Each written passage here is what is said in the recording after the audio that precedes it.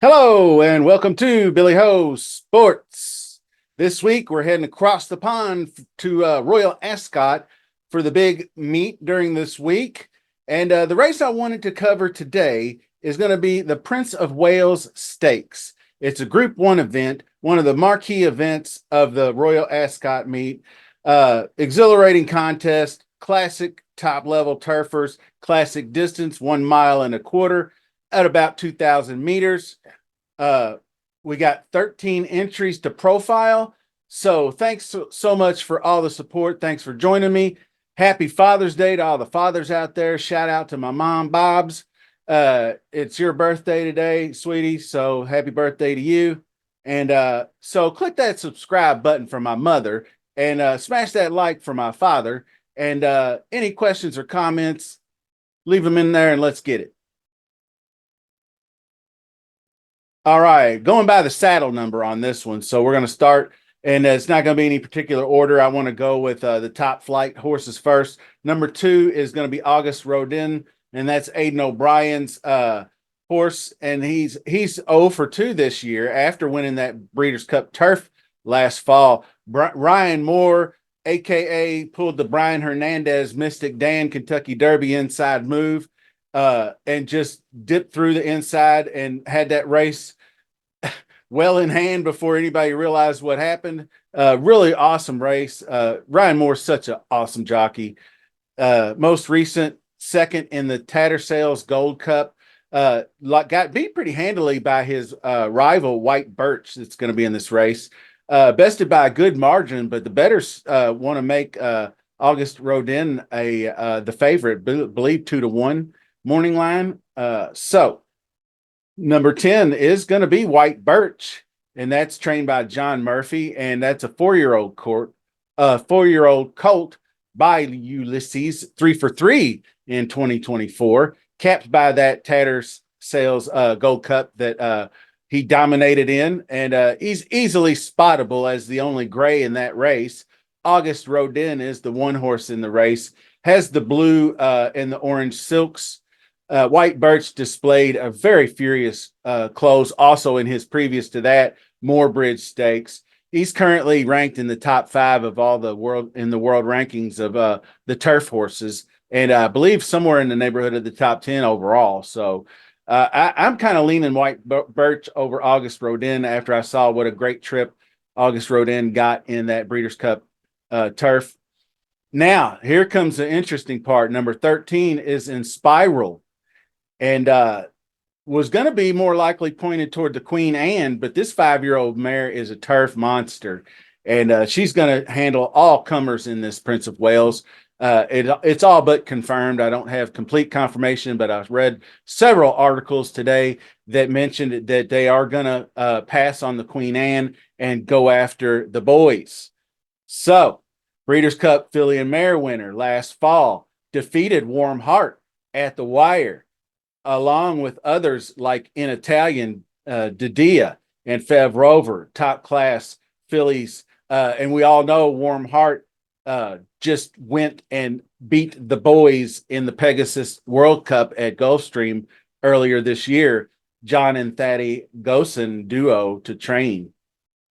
Horizon Duo is number 5. That's Patrice Cartier. And 4-year-old Gelding, second in the Disfahan, in what looked like a dead heat. Really, really close finish in that race. He was 4 for 4 through the summer of 2023. So this up-and-comer's proven himself well worthy of this field and worthy of single-digit odds last I checked. Now, this is number 1. I believe it's Alflela. If that's my best I can do there. A lot of L's in that name. Owen Burrows is the trainer, 5-year-old by Dark Angel, making his return to the turf after injury sidelined him last September. He's also pointed at the Wolferton Stakes, so we'll see. But it appears he's entered in this one. Number 7 is Luxembourg, and that is another Aidan O'Brien entry. 5-year-old by Camelot, recently won the Coronation Cup in just a 5-horse field, but repelled 2 really good horses. There was even money favorite Emily Upjohn, and then a Hamish down the stretch. So went out on the lead in that one. Interesting what the odds will be. Dropped from 25 down to 10-1. So right around hovering in double digits, 12-1, I do believe, last I checked. Number 12 is Blue Rose Sen, is by Churchill, 5th in the Prix d'Isfahan and 24 debut. The Prix de l'Opère last fall was the winner of that previous race. Solid looking horse. So we'll be looking to find some value because this race is spread pretty good with a few top end choices. Number 8 is Royal Rhyme, another 4-year-old colt. And this one's trained by Carl Burke. Up and comer, just won the grade 3 Brigadier Gerard Stakes at Sandown Park. Number 3 is going to be Continuous. Very good Japan bred, making his 5-year-old debut, finished 5th in his last Group 1 in the fall. Then the previous to that, 2 previous to that actually, closed a strong 4-year-old season. Win at the Betfred St. Leger Stakes was particularly impressive from that one. Go to a number 11. It's Zaracum, and that's Jerome Rainier, 4-year-old colt, eighth place finish in the Guinea, which was his very first test in a great Group 1 company. Previously defeated Horizon Door in a race in London. So, some of these horses, they battle each other all the time. So one gets the better of the other from time to time. Number 6 is Lord North, the 8-year-old gelding elder statesman, multiple Group 1 winner who shows up most every time. Sat for nearly the entire 23 season. He recently ran 3rd in a Group 2, the Bet 365 at Sandown Park. So Lord North is kind of an interesting entry. Next one is Hans Andersen, 4-year-old colt by Frankel. Finished 6th in the Tattersall and 5th previously to that in the Huxley. So going to be kind of a 25-1 longer odds type horse. And number 9 is going to round out the field, which is a horse named Snobbish. I don't know anything about, unraced 4-year-old. So I'm going to cut it off there.